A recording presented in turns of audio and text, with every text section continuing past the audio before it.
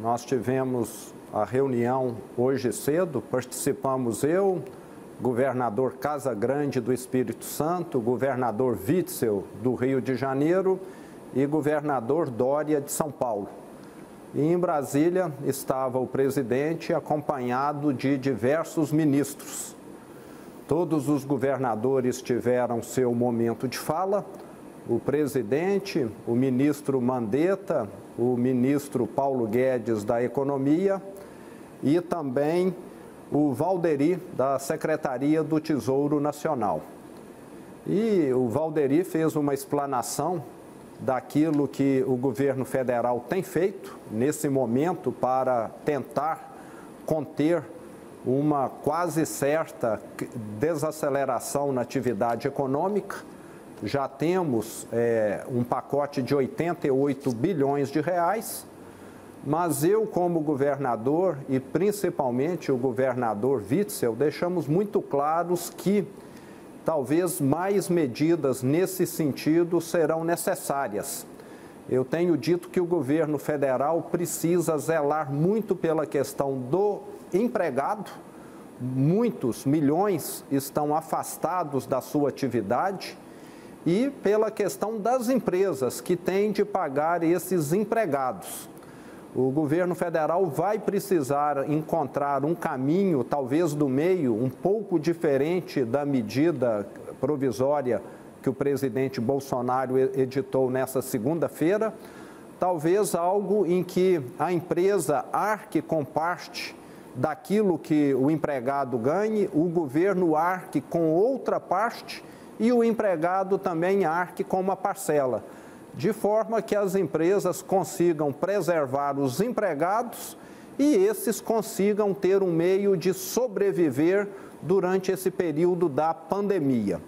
Eu te diria que, da minha parte, esse foi o principal ponto, mas ainda toquei na questão da Lei Candir, que é um recurso que os estados têm a receber da União e que, para Minas Gerais, devido a nós sermos um estado exportador, esse recurso tem uma expressividade muito grande.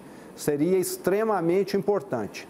E eu disse ainda que o Fundo de Participação dos Estados, o FPE, no caso dos estados do Sul e do Sudeste, a medida que o governo adotou de preservar o valor é louvável, mas o efeito não é grande, porque a maior parte dos recursos que nós arrecadamos vem do ICMS. E no caso de Minas Gerais, nós já estamos trabalhando com uma projeção de queda de 7,5 bilhões na arrecadação do ICMS. Estados do Norte e Nordeste, que arrecadam pouco ICMS e têm um FPE muito mais representativo, serão menos impactados. Então, solicitei que seja visto um tratamento diferente, porque os estados do Sul e Sudeste também têm uma situação diferente. Mas a reunião foi bem produtiva. Fica claro que tanto os governadores quanto o governo federal querem e estão tentando fazer o melhor. E mais medidas virão com toda certeza, o que é muito positivo, porque uma crise como essa, inédita, excepcional, vai exigir medidas excepcionais. Eu deixei muito claro também, nesse momento, o governo federal vai ter de deixar de lado aquilo que, inclusive, eu prego, que é um rigor fiscal, porque, caso contrário, a nossa economia pode adoecer de tal forma que depois vai ficar muito difícil ela recuperar. Governador Romeu Zema, Luciana falando aqui, a gente sabe que alguns estados do Brasil têm enfrentado uma dificuldade muito grande para fechar suas contas. Sabemos que também esse é o caso do estado de Minas Gerais. E queria que o senhor falasse, assim, olhando as contas, como o senhor vê esse caminho do meio que o senhor falou ainda há pouco, como é o caminho do meio entre salvar as vidas e manter as contas, manter o estado saudável? estável também e as empresas trabalhando. Nós vimos aqui o governador João Dória falando que, o secretário de Fazenda falando que muitas empresas e muitas indústrias têm funcionado. Como está funcionando isso em Minas Gerais? Como é que o senhor vê esse caminho do meio? E queria que o senhor pudesse também falasse um pouquinho sobre esse núcleo de governadores e esse encontro que o governador João Dória fala que vocês estão sempre bem unidos e falando mais ou menos a mesma coisa. Como é essa relação? Bom, eu me dou muito bem com todos os governadores aqui do Sudeste e também do Sul, lembrando que nós temos o COSUD, que reúne as duas regiões, somos 7 governadores. E mais ainda com os do Sudeste, que até pela proximidade eu tenho contato. E me relaciono muito bem com o governo federal também, sempre sou muito bem atendido e não tenho o que reclamar.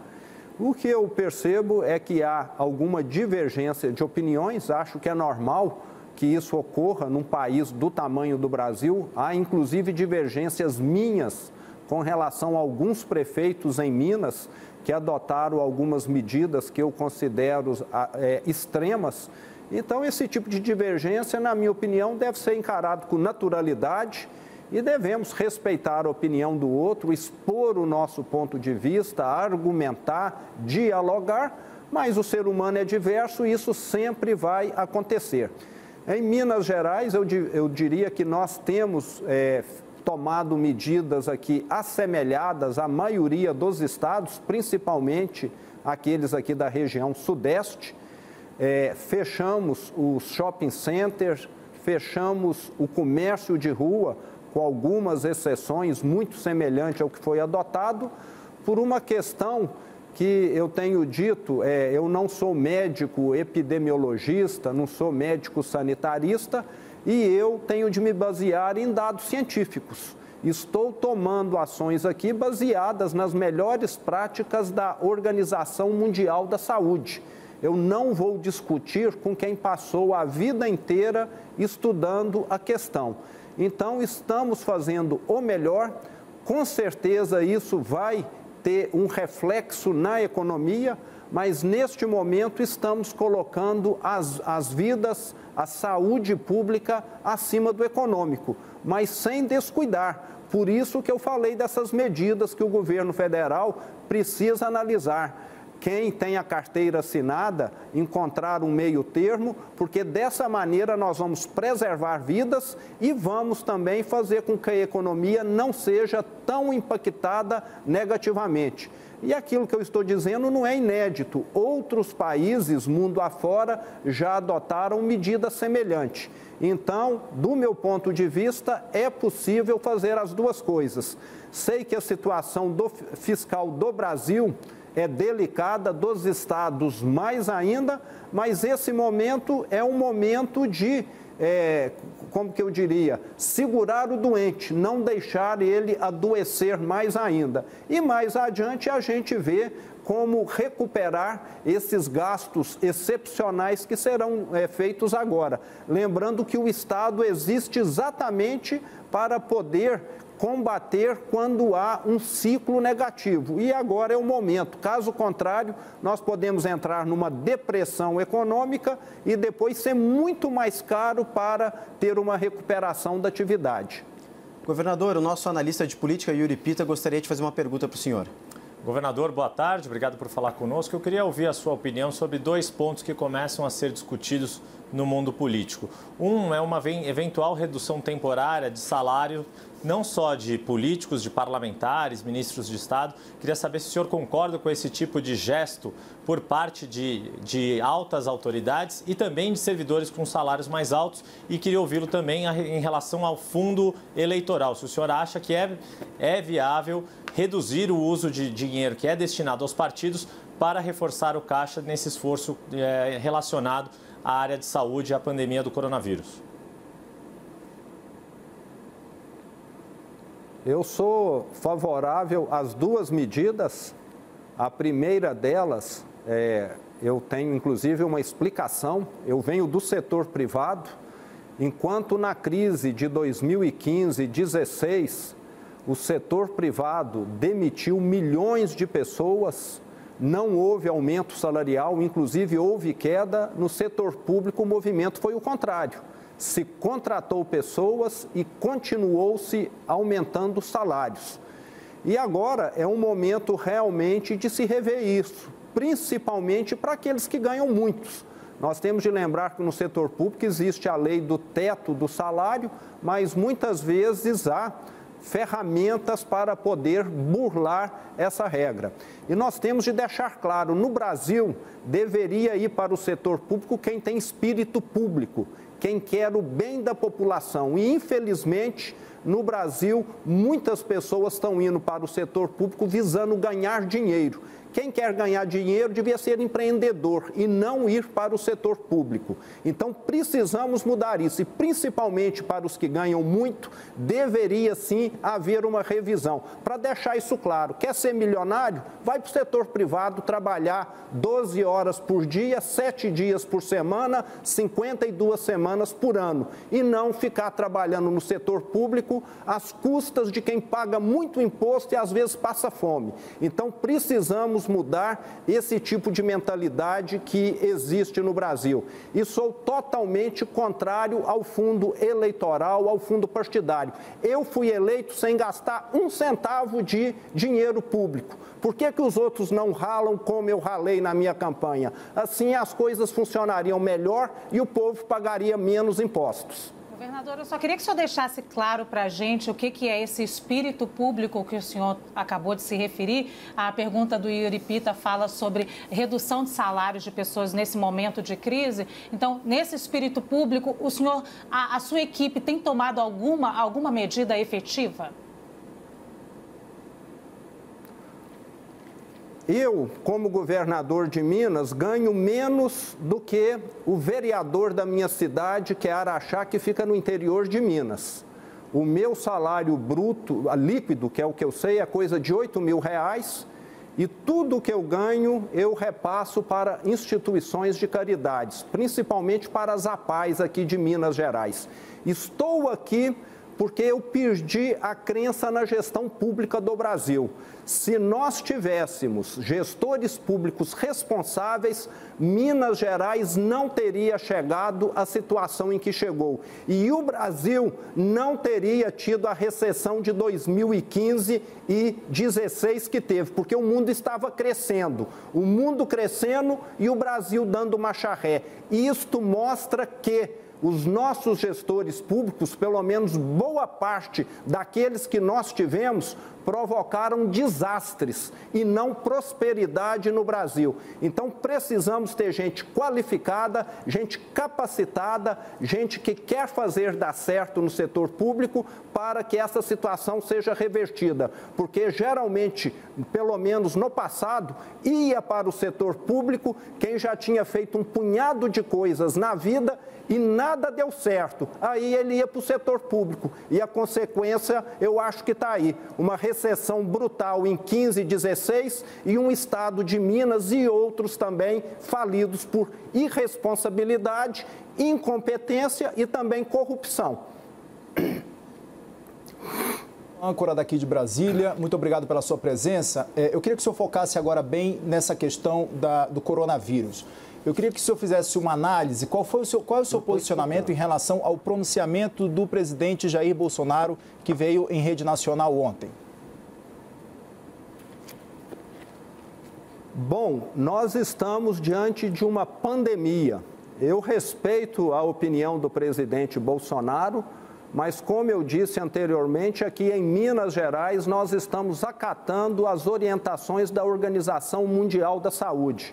Eu não sou um médico especialista em epidemias e me cabe resguardar e fazer o melhor que está ao meu alcance. Então, tenho adotado aqui as orientações da Organização Mundial da Saúde, tentando, é lógico, preservar o funcionamento da economia naquilo que é possível. tenho orientado que os postos de estrada, os restaurantes, oficinas mecânicas, etc., não deixem de funcionar, porque o transporte tem de continuar funcionando. Tenho orientado a mesma coisa às indústrias, os centros de distribuição. O que eu tenho tolhido aqui é o comércio, o estabelecimento que atende diretamente o consumidor final.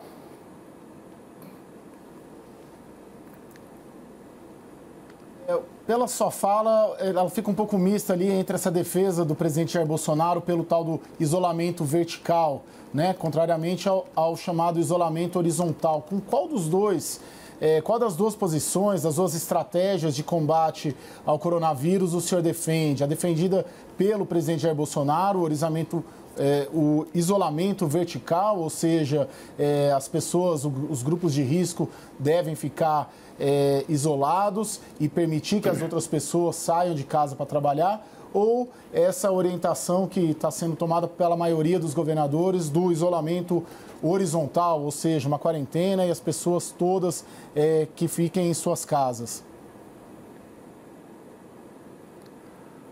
Bom, nós temos de lembrar que nós vivemos no mundo real. No mundo teórico, talvez até houvesse uma solução viável, que seria nós isolarmos algumas cidades ou algumas regiões e levarmos para essas cidades toda aquela população de risco.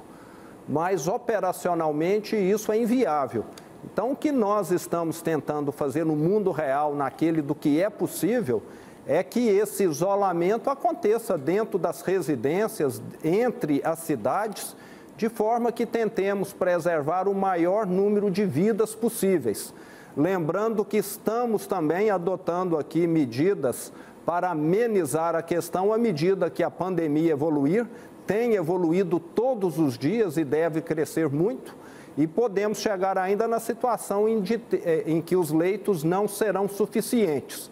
Então, eu diria que nós estamos entre uma solução e outra. Não há como radicalizar, falar que só a solução horizontal funciona ou só a solução vertical é que resolverá o problema. Eu diria que estamos entre as duas. Mas então, desculpa, Lu, só para eu complementar, ainda sobre essa resposta, então, governador, então a orientação que o senhor passa para os moradores aí de Minas é o quê, então? Afinal de contas, é que nesse momento todos realmente se resguardem e façam essa quarentena, ou que só os idosos façam isso? Só para deixar isso mais claro, por favor, governador. Tá.